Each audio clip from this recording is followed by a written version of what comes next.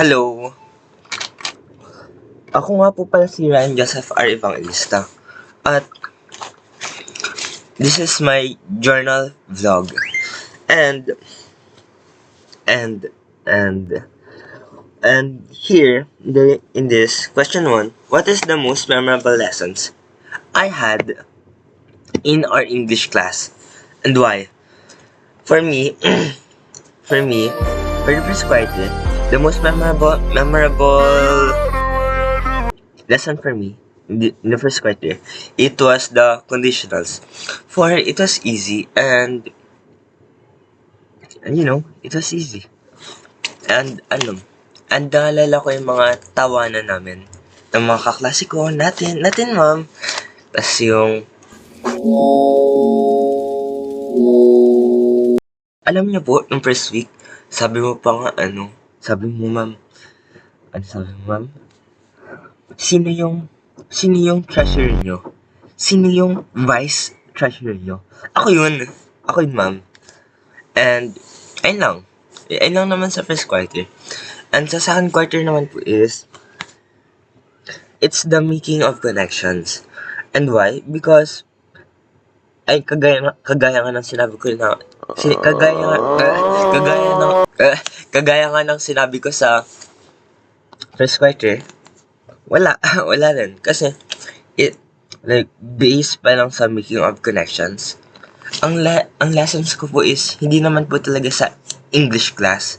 Kasi, ito po, naging, na po ako dito ma'am. To be honest, hindi po ako nakikinig. Like, as in, hindi po ako nakikinig. Pero kung isasama mo po yung lessons ko, nakuha ko, lessons na natanggap ko sa buong buhay ko, sa second quarter, it's that na, hindi dahil na nakicarry mo, hindi ibig sabihin na, basta yun. Okay? Gets me naman. And for the third quarter naman, it's the different biases. Lalo na po yung perspective. Sa totoo lang po hindi din po nakinig. Sa totoo lang. Hindi po. Pero, don't be mad or upset. Or don't make my grade so low. It's just I don't remember anything. I don't remember. Like for real. Chill out. Like for real. Wala. Maybe I remember na nagagalit ka po every time na umalis ka po sa Nara. And sa Akasha, dadating ka ng galit, pero pag alis mo, masaya ka na.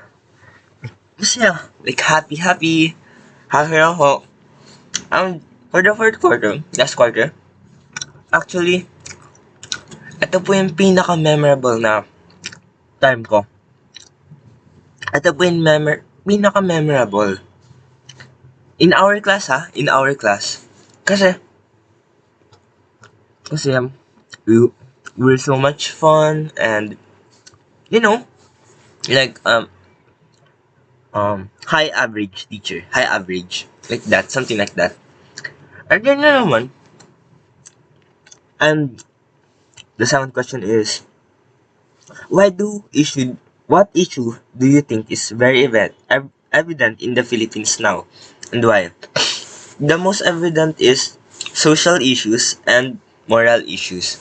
Why? Kasi, for example, madaming nabubuli. And the second one is, madami nagkakaroon ng, teenage pregnancy. And I think I think lahat po.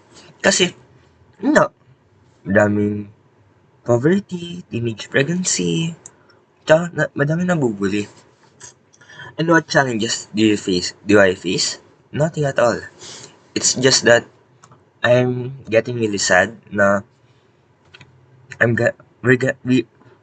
your students, like Nakasha, are gonna be grade 10.